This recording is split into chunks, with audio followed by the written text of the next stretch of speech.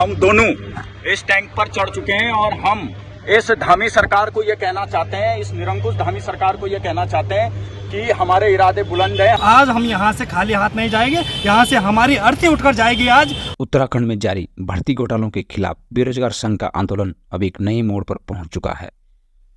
लगातार 510 दिनों से अधिक समय तक चले धरना प्रदर्शन के बाद प्रदेश में आई बाढ़ जैसी आपदाओं के कारण इस आंदोलन को थोड़े समय के लिए स्थगित करना पड़ा था।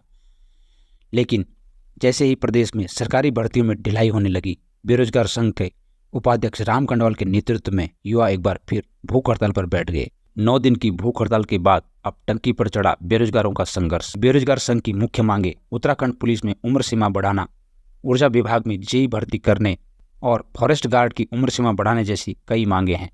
पिछले 9 दिनों से भूख हड़ताल जारी है, लेकिन सरकार द्वारा कोई ठोस कदम न उठाए जाने के कारण संघ के प्रवक्ता सुरेश सिंह और कुमाऊं मंडल के संयोजक भूपेंद्र कोरंगा ने परेड ग्राउंड के सामने पानी की टंकी पर चढ़कर विरोध प्रदर्शन तेज कर दिया है।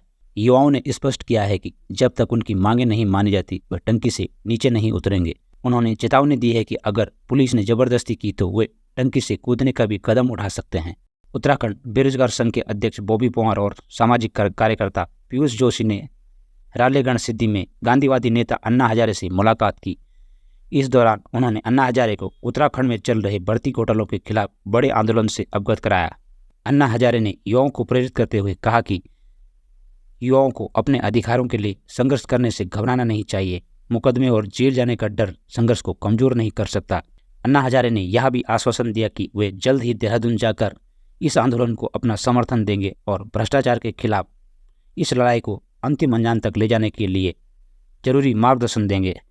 लगातार उत्तराखंड के बेरोजगार युवाओं की मांगों को लेकर के हम लोग, हमारे साथी बेरोजगार संघ के जो उपाध्यक्ष राम कंडवाल जी और 2 साथी 8 दिन से, आज 9वां दिन है, लगातार भूख हड़ताल पर बैठे हैं। उसके बावजूद भी सरकार कोई भी सुनवाई हमारे पक्ष में नहीं कर रही है, जिससे परेशान होकर के, आक्रोशित होकर के हमारे पास सिर्फ एकमात्र चारा ये बचा हुआ है। और हम लोग अभी parade ground, Dehradun parade ground स्थित जो टंकी है, मैं और सुरेश भाई, हम दोनों, हमारे जो प्रवक्ता हैं बेरोजगार संघ के, हम दोनों इस टैंक पर चढ़ चुके हैं और हम इस धामी सरकार को ये कहना चाहते हैं, इस निरंकुश धामी सरकार को ये कहना चाहते हैं कि हमारे इरादे बुलंद हैं। हम सिर्फ ये चाहते हैं कि हमारी मांगों पर आप मोहर लगाएं। अगर नहीं लगाते हैं तो आपको, ये जो युवाओं को बार बार आप छलने और ठगने का काम कर रहे हैं, ये बहुत भारी पड़ने वाला है।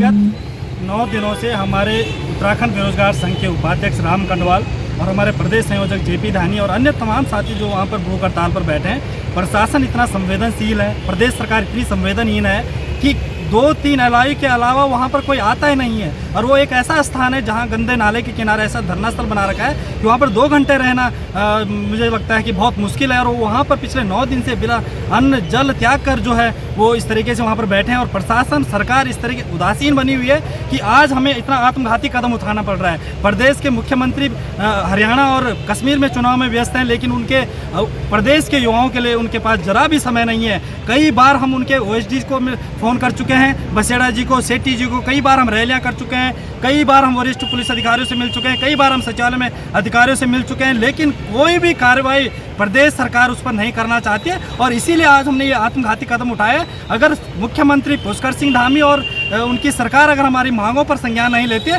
तो आज हम यहाँ से खाली हाथ नहीं जाएंगे, यहाँ से हमारी अर्थी उठकर जाएगी आज। और ये मैं अभी भी कह रहा हूँ कि मुख्यमंत्री जी अभी भी जाग जाएं।